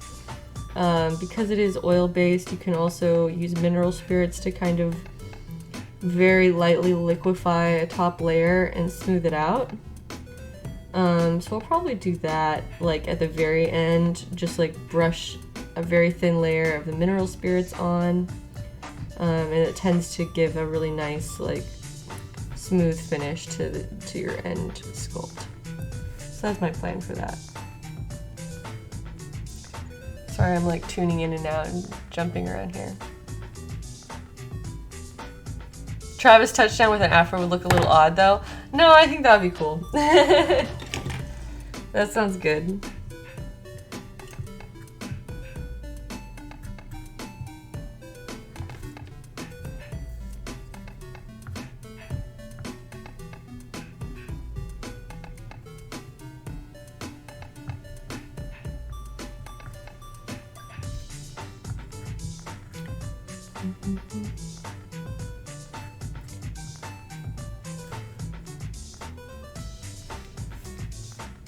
You know who you should cosplay with an afro? Spike Spiegel. He might have... Well, it's not like an actual afro in the same sense that yours probably looks like, but I feel like it would translate really well as an afro. That would be a cool one. I always like seeing guys with like fluffy curly hair styles do that one. Because people respond really well to it because he's got that kind of look, even though it's still anime hair. I think it would translate really, really well as an afro. Afro Samurai too, yeah. So you're gonna have to make multiple of those, or you're gonna make a mold. I am gonna make a mold just out of convenience so that I will have, because I want the final version to be a cast, but it'll probably be a one-off. Like I only need one for the costume. She doesn't have multiples. But I could potentially make extras. I don't know. I'm not really into like selling kits or like selling copies of my work, but I've considered doing that for things that do come out of a mold. I just don't want to spend all my time and effort casting things. We'll see. So I don't know if I'll ever sell copies of this, but I will definitely have a mold and have the ability to make multiples in the end. So we'll see.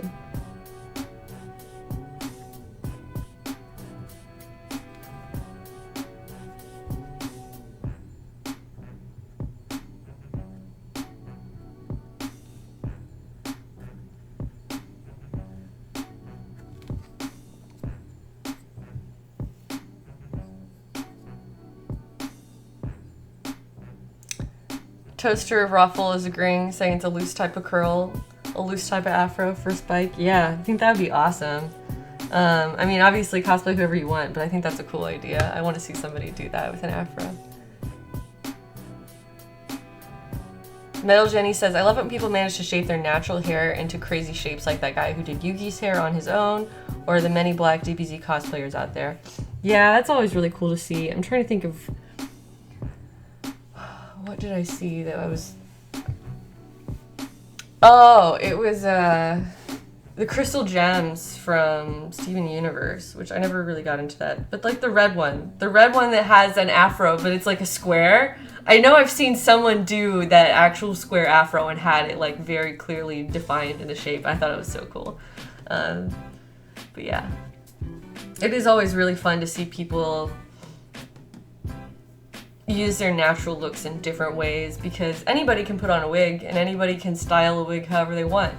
But even when it's not like, because certain people just like look like the characters, but I like it the most when you see someone who's like adapting the character to themselves and incorporating their natural looks like that. Garnet. Garnet is the name of the gem that I was looking for. Thank you, Metal Jenny and Primal Rose in the chat reminding me. That one is Garnet, the square fro.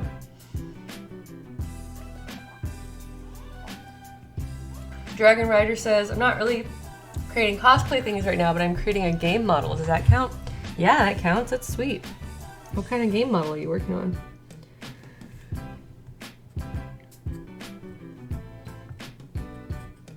I'm just filling in all these little tiny, almost invisible gaps in the sides.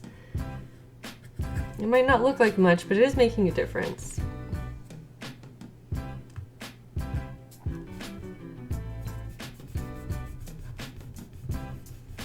I've been going for like an hour and a half at this point. I might keep going for a while longer.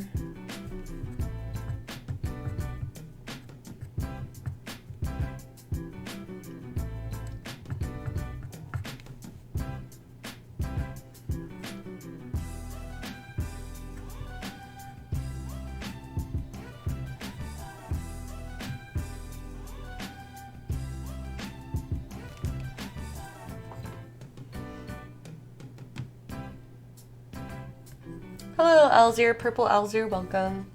Square Mom, best mom. Rhodey's flat tops from the 80s Iron Man comics. Yeah, I don't know if I've seen that cosplayed, but that sounds pretty good.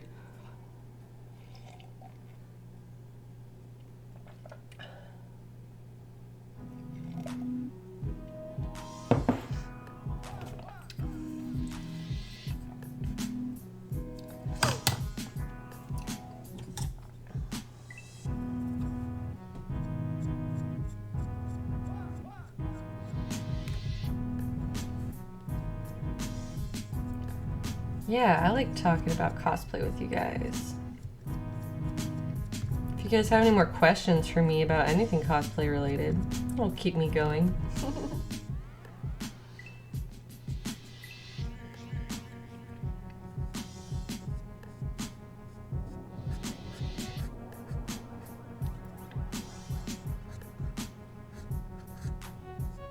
What should my next Breath of the Wild cosplay be?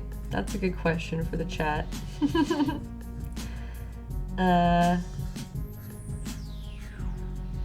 I want to do other versions of Zelda for sure, but I also really want to do Link. The Link that I'm most excited about doing would be the Zora version though, and it would not be a summer friendly costume because it would be really, really warm. Within when Tiger's heading out, got a family to make dinner for. Well, have fun and give your family our regards and enjoy your dinner. Oh, thank you, Shrimpy Bee. I'm doing my best. I'm gradually getting there. It's slowly looking like less of a mess and more of a thing. I hope anyway.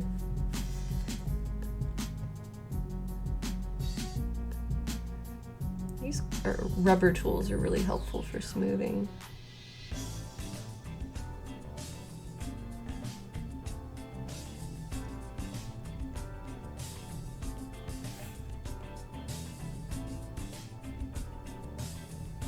They're like weird little rubber fingers. Convenient as hell though.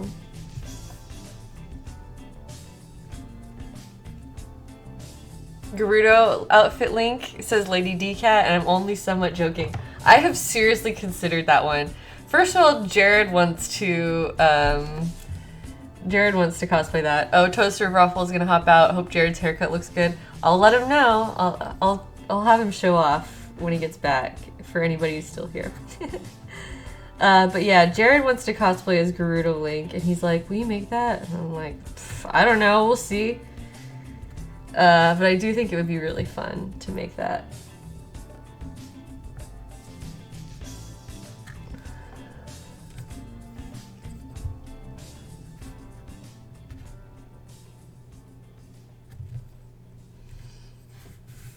I also considered, I don't usually do any type of fan designs or like original versions. Not that there's anything wrong with that, I'm just like less inclined to do them personally.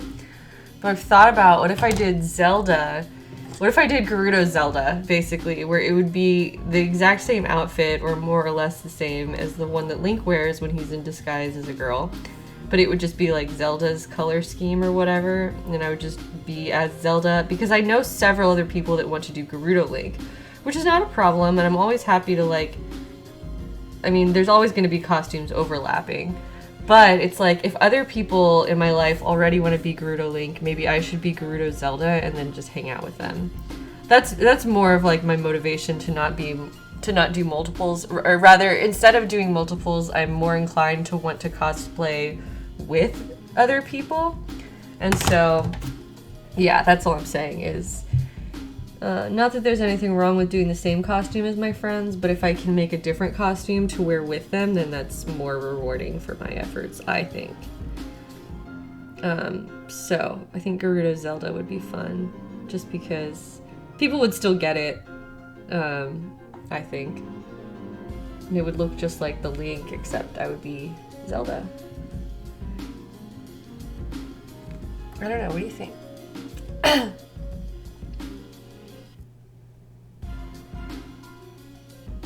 Oh, you should do a Korok outfit.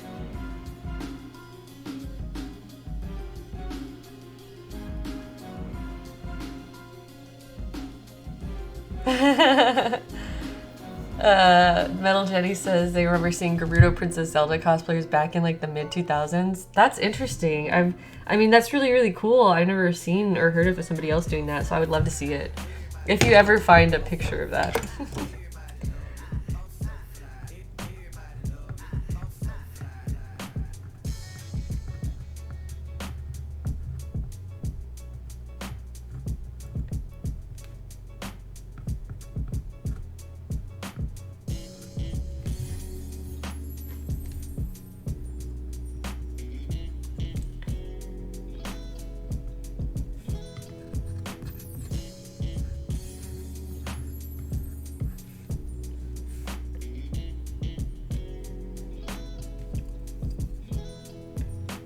Anyway, I just want to cosplay everything Legend of Zelda related. I feel like that series is probably closer to my heart than just about anything.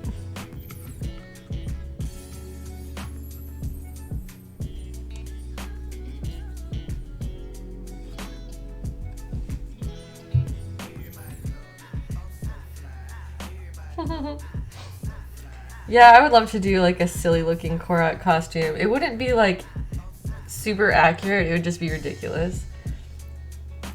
But I don't know, too many other priorities.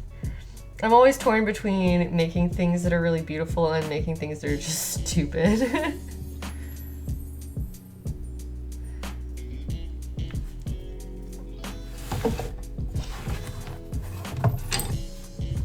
What do you guys think? Can you see a difference from where I started? Can I get this to focus? A little bit. It looks a lot smoother. I mean, it's just, there's a lot of smoothing here.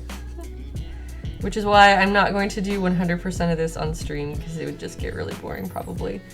But my goal right now is to work on this in my own time, finish my smoothing passes, and then eventually, or not eventually, on Wednesday, I hope that I will be ready to put this under silicone and create a mold on the stream.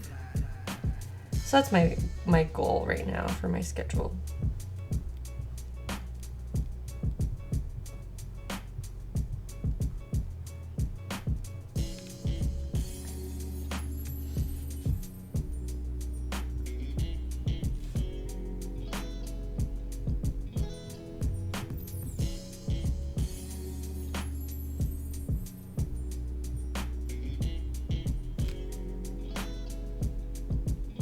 Oh, it is much smoother looking, says Crystal Fear. Well, thank you.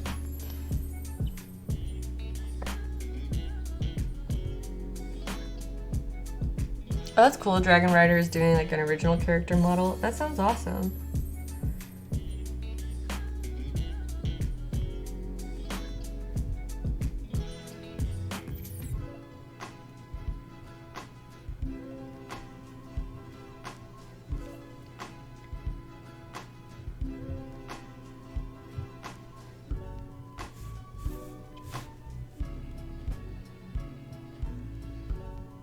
Anyway, one of the reasons I prefer monster clay is because you can just keep working on it forever.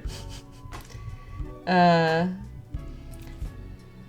don't have a ton of experience with other types of clays, but I feel like I'm gradually getting the hang of this one in terms of like how it handles and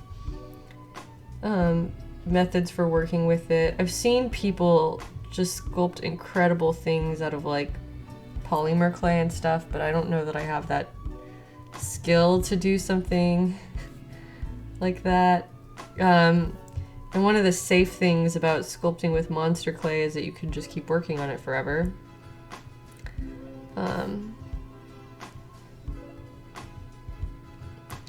In that it never hardens, and so it's just always, you can always revisit it, smooth it out more. I can also, when I'm doing sculpt that I intend to cast like this, I can sand the finished piece if I desire. Like if I can't get this smooth enough to my liking, then I can still go ahead, make the mold, do the cast, and then work on that cast rather than just like sand that and get it super smooth instead of just struggling with this clay. So we'll see what I end up deciding. There's a couple advantages and disadvantages to doing it different ways, but I'm ultimately just going to do the thing that makes the most sense to me, or that I find is the easiest at my skill level. Or not easiest, but just like the most efficient. So we'll see about that. If this still has like some small lumps and bumps here and there, then I don't think that's an issue, because it is sort of more of an organic shape and not something that needs to be like highly geometrical.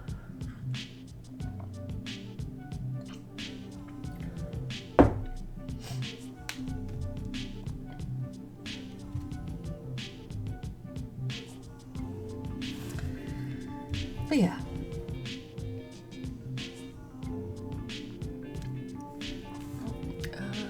This one. So I'm starting to put more definition back into which pieces are overlapping the others, except they're not really, it's all just solid clay.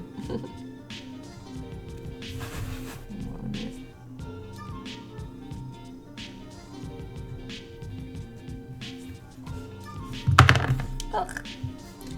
I'm just dropping my tools.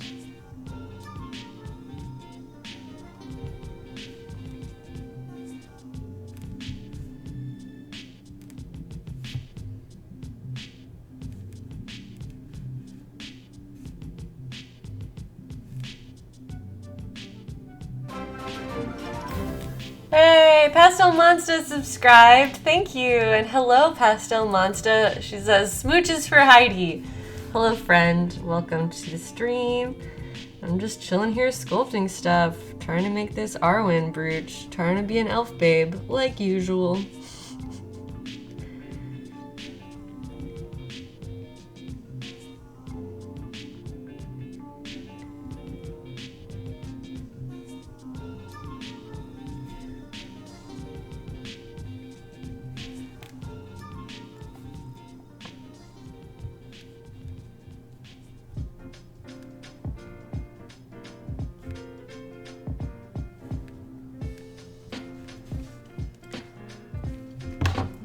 Remove some of this. Crystal Fear is asking, where did I get this top? It's actually 2 layered tank tops, and I think I got them both from Ross. I don't buy a lot of expensive clothing.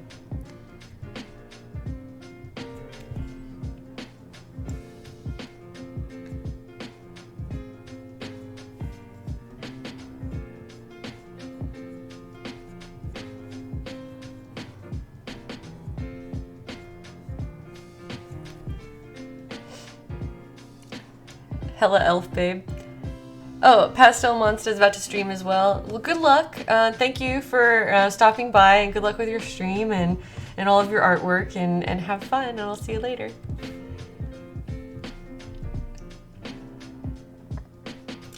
Yeah, Liv Tyler is a babe. She's an inspiration.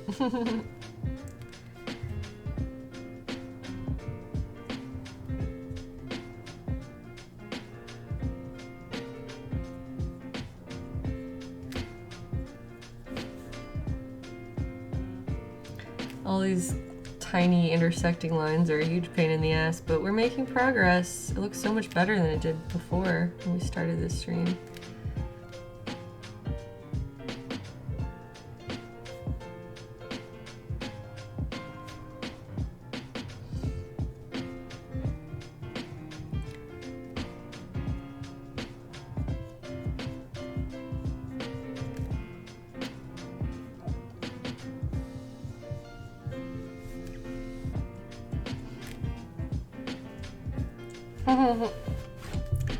Have fun.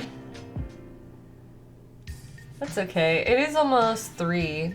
I said I was going to stream till Jared gets back, though, so I think I'll stay true to that because we got to show off his new haircut.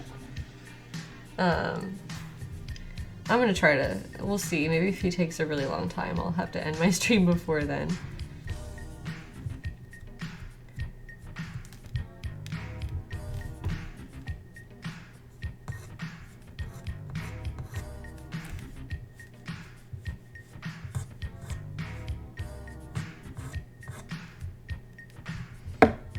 Yeah, Jared went to go get a haircut. He's currently out getting a haircut, so I haven't seen it yet, but I'm sure it'll be fine.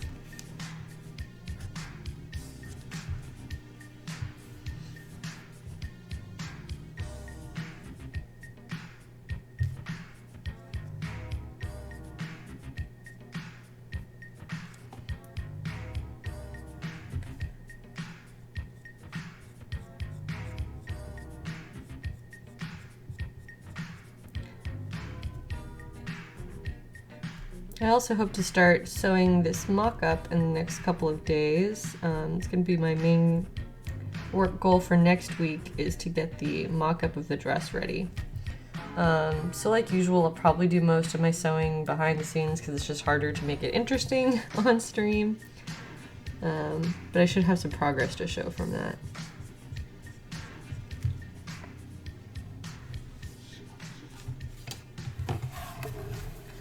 There we go. We're starting to see more definition in terms of like which pieces are overlapping each other.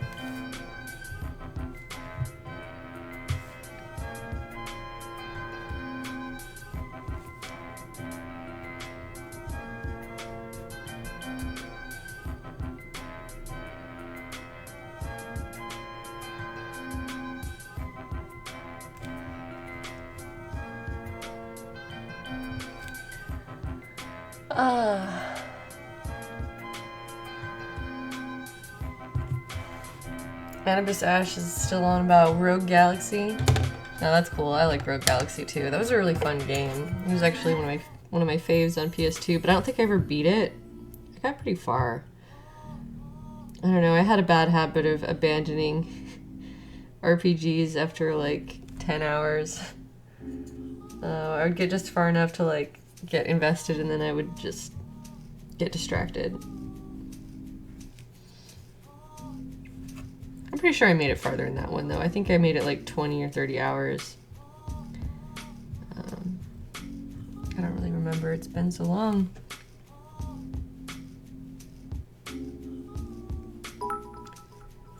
Hey, that was Bits. Strike Red Kite says, always nice to see a Heidi stream. The craftswoman always blows me away. Thank you. Thank you for sharing our time with us. Well, thank you very much, Strike Red Kite, for the support.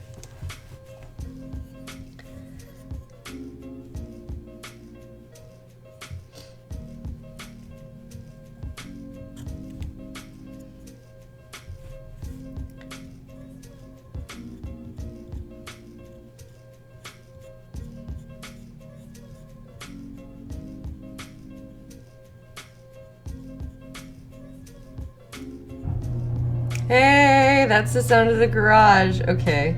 That means Jared's home. So now we do get to see his haircut revealed. And yeah, I'm probably not going to stream for a whole terribly lot longer, but I did want to make it at least that far. I've been going for about 2 hours. I don't know, I feel like I just have a low attention span when I'm doing something that requires a lot of concentration and talking to the chat. So thanks for putting up with me while I like periodically just get quiet and zone in.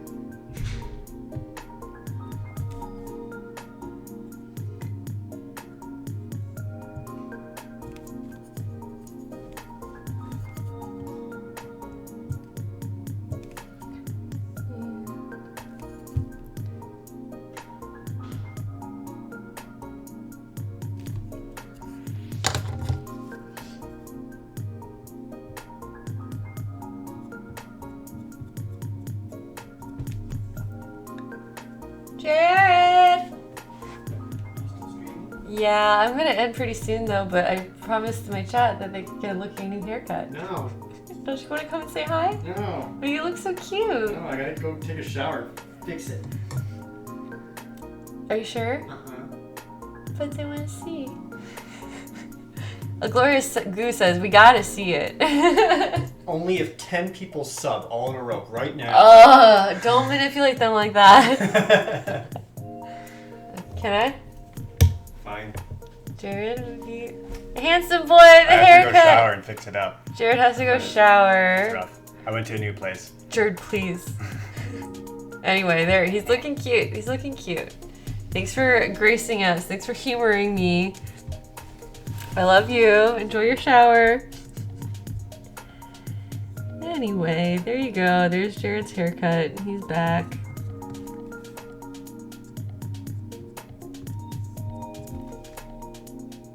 Everyone says it looks fine. It looks good, Jared. It looks great. But yeah, he's off to wash the extra cut hairs out.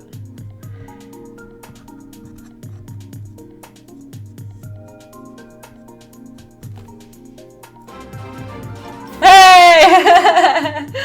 Strike Red Kite just subscribed. Thanks, Jared. You didn't have to do that, but I always appreciate the subs. Thank you guys. Thank you for coming to the streams and supporting me with your views and your interaction.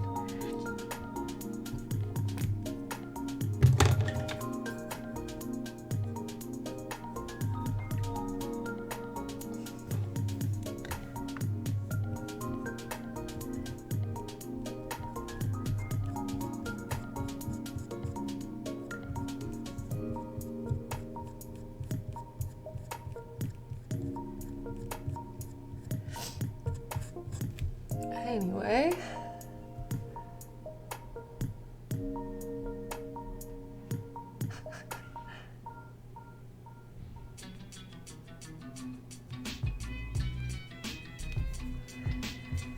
Oh yeah, it's slowly shaping up. Being a perfectionist, I also just like probably spend too much time on things. Like, I mean, not that... If I were better, it just wouldn't take that much time. So part of it is me trying to be comfortable or trying to be proficient in a medium that's not one of my main art forms, I guess. Like, I can sculpt okay, but this isn't what I do all the time. So, yeah, it just takes longer. So I'm most likely going to finish this off stream between now and Wednesday so that on Wednesday I will be ready to just make a mold and show all of that process, which will hopefully be pretty easy.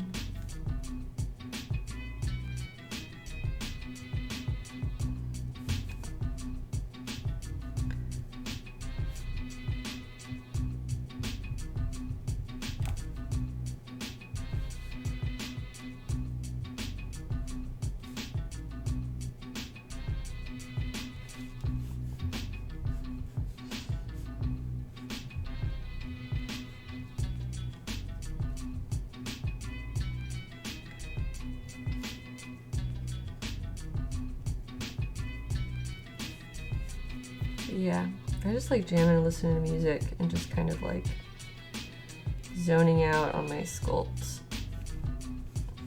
Because I can spend hours going over things with sculpting tools. But I think it's the talking and trying to be entertaining that keeps me what does that say? Oh no, that follower. Oh well, who cares? That's kind of funny.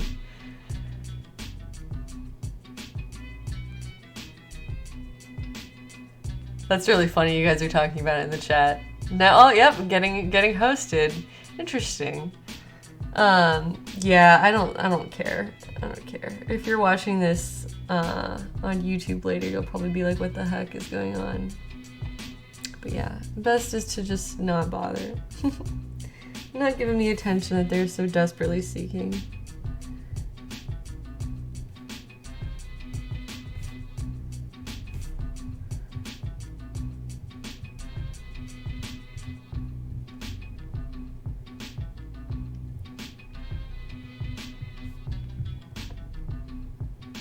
I'm so into this song and I'm just like repetitively doing this. It is about 3 o'clock though. I don't know. I feel like I have a little bit of energy left in me, so I'll still keep streaming until that's gone.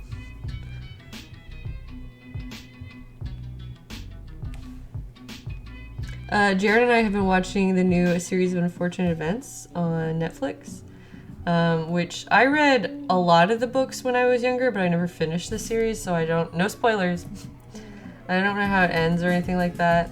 But we've been really enjoying going through it with fresh eyes on the TV series. So that's what's been on my mind a lot too. And we've been discussing our theories as we go through season 2.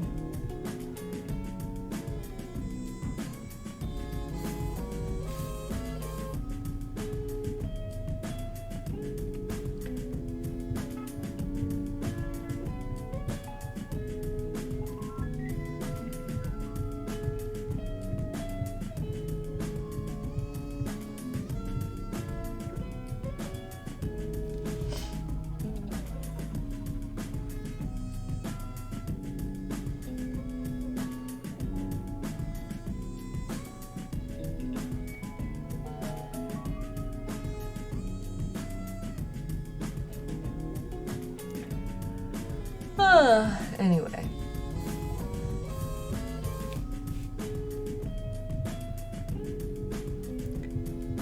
This has been a really good chill stream. I kind of just woke up feeling like super groggy. That's why I started a tiny bit late.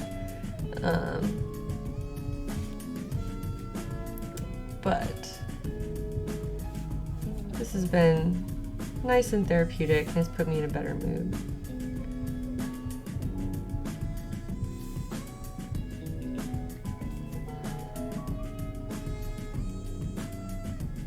Thank you guys for being there for me as well.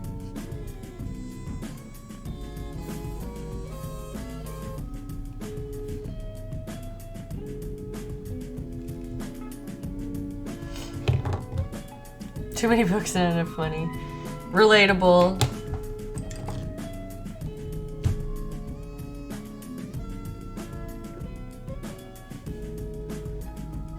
Yeah, I have a bad habit of every time I get into something new, I just want to cosplay from it. So I'm watching A Series of Unfortunate Events Season 2 and I'm just like, I want to cosplay that. Oh, I want to cosplay that! And that series has been close to my heart since I was younger, even though I never finished every single book. I think they were still coming out. I don't remember. I don't remember exactly what the years were. Maybe not. But I would love to cosplay from that just kind of for nostalgia, even though the series is new. It has new costume designs and all of that. But yeah. Right now I'm thinking Esme is the most, I don't know, she's simultaneously the worst and also like kind of my favorite. Oh, Crystal Fear has got to get going, having dinner at a friend's place. Well, have fun, Crystal. We'll see you next time.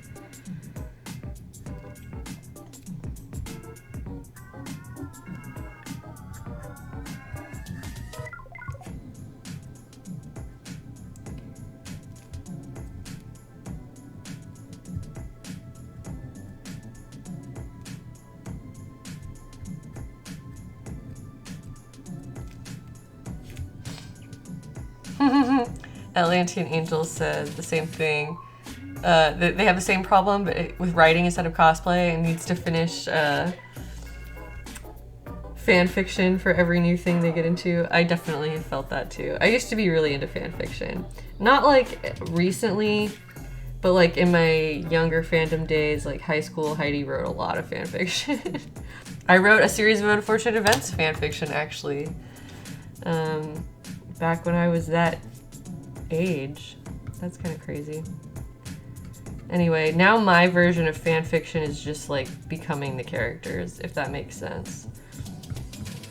Like, well, it's not fan fiction, but I mean, it's like kind of replaced that interaction, or that's how I interact with stories that I love, is I'm just like, oh, I want to make that and like act it out, or not even like act it out necessarily, but go to the conventions and meet people who are like excited about the same thing that I'm excited about, because they see me in my costume and it's like a walking billboard for my interests. Like, I love this series, talk to me about Zelda, talk to me about whatever. Mad Chaser, says that they love Esme in the books but hasn't seen the series yet. I'll just say I really love the way that she's been interpreted in the series. I think that the performance from the actors they got is just like excellent. So if you loved Esme in the books, I think they really did her justice in the series.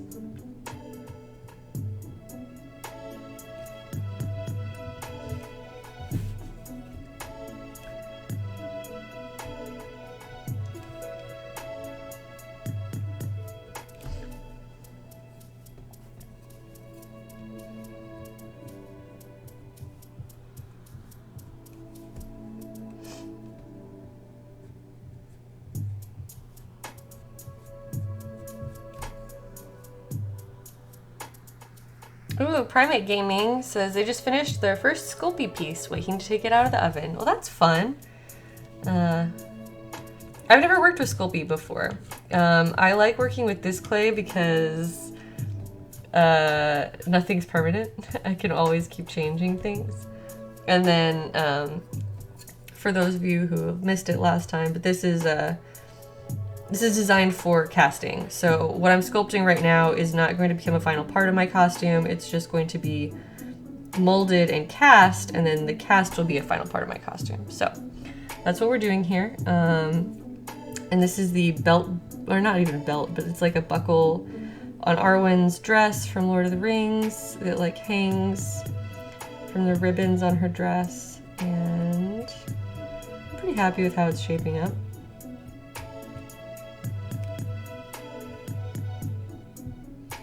Gradually looking more and more like it's supposed to.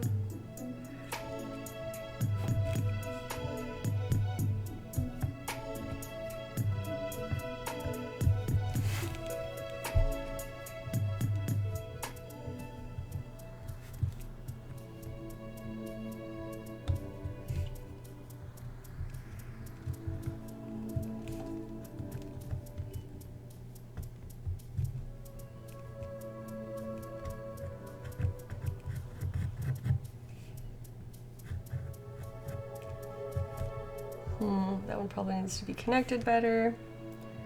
I don't know. I think I'm gonna call it a day. I feel like I'm going crazy. Let me check in with the chat though.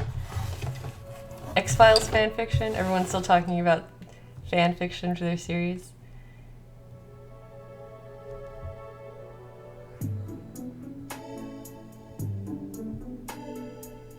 Yeah, I've never used ceramic clay before, but that's something interesting to check out. But yeah, monster clay is very, very forgiving. You know, I can just leave this out at room temperature and come back to it anytime. And the consistency isn't going to change until it reaches other temperatures. So you have to store it at room temperature. I mean, you want to store your finished sculpts to where they won't melt.